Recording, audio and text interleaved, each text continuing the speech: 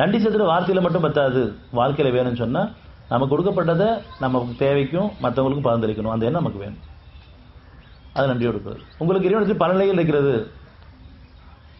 நன்றி செலுத்துகிற வார்த்தையில் மட்டும் பத்தாது, வாழ்க்கையில் வேணும். வாழ்க்கை வேணும்னு சொன்னால் ஒவ்வொரு எண்ணமும், ஒவ்வொரு பேச்சும், ஒவ்வொரு செயலும், ஒவ்வொரு பார்வையும், நம்முடைய பொருள்களும் அவனுடைய பாதையில் செலவாகணும். நம்ம வாழ்ற வரைக்கும் இந்த உலகத்தை எவ்வளோ காலம் வாழணும் தெரியாது. ஏன்னா நிறைய நம்ம பாதை பண்ணிட்டோம். அது பரிகாரமாக நான் பொறுத்து செஞ்சு மன்னிக்க வேண்டியிருக்கு, குணங்களை செலவு பண்ண வேண்டியிருக்கு, மற்றவங்களுக்கு உதவ வேண்டியிருக்கு. பிரார்த்தனை நம்ம முதல்ல நல்லா இருக்குன்னு நினச்சா போதும், அதுக்கு மேலே ஒரு பிரார்த்தனை இல்லை. மற்றவங்க நல்லா இருக்கணும் அப்படின்னு நம்ம நினைக்கிறோம். நல்லா இருந்தால் நல்லா வச்சுருந்தா பிடிக்க மாட்டேங்குது. எல்லாம் நல்லா இருக்கும்னு நினைப்பு வருது. அது இறைவனுக்கு வரதுக்கு முன்னாடியே வந்திருக்குது. கடவுளே எல்லாம் நல்லா இருக்கணுமே நினைக்கிறோம். ஆனால் அவங்க நல்லபடியாக வச்சுருந்தா பிடிக்க மாட்டேங்குது. பிரித்தறித்தன்மை இல்லாமல் எப்படி ஒரு கஷ்டங்கள் நமக்கு ஒரு செய்தியாக வரும்பொழுது திருப்பி நாளைக்கு நமக்கும் வர இருக்குதோ ஒரு எச்சரிக்கையாக, அதே மாதிரி நல்ல செய்தி வரும்பொழுதுமே நமக்கு நாளைக்கு இதுவும் வர இருக்குது. ஆனால் நம்ம அங்கே பொறாமப்பட்டதன் காரணமாக தடுக்கப்பட்டிருக்கு. ஒரு நல்ல செய்தி வருது, அவங்க நல்லபடியாக வாழ வைக்கப்பட்டிருக்கிறாங்க, அமைதி நிம்மதியோடு ஆரோக்கியத்தோடு அருளடிப்படையில் வாழ்க்கப்பட்டாலும் சரி, பொருளடிப்படையில் வாழ வைக்கப்பட்டிருந்தாலும் சரி, நம்ம மனசு அதை ஏற்றுக்கிறது கிடையாது. அந்த மாதிரி யாரும் சொன்னால் பிடிக்கிறதும் கிடையாது. முடிஞ்சளவுக்கு நம்ம அதை பற்றி குறை பேச ஆரம்பிச்சிடுவோம். அப்படி நல்லது சொன்னால் கூட நம்ம அவங்கள பற்றி தப்பான செய்தியை சொல்லி அனுப்பிச்சிடுவோம்.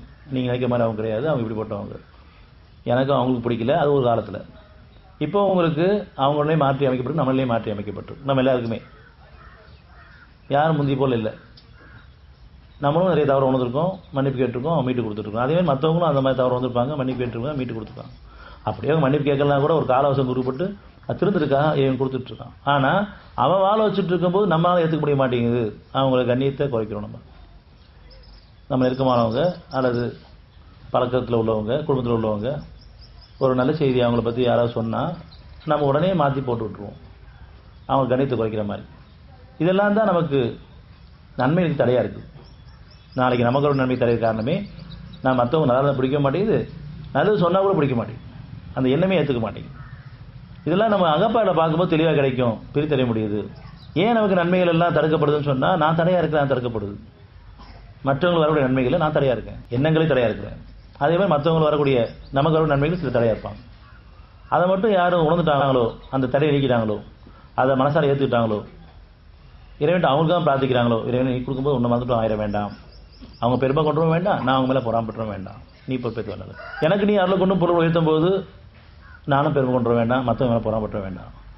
யார் பொறாமப்படுறாங்களோ அவங்க பாவங்களையும் மன்னிச்சிருவேனே, அவங்களும் அவங்க திருப்போம்.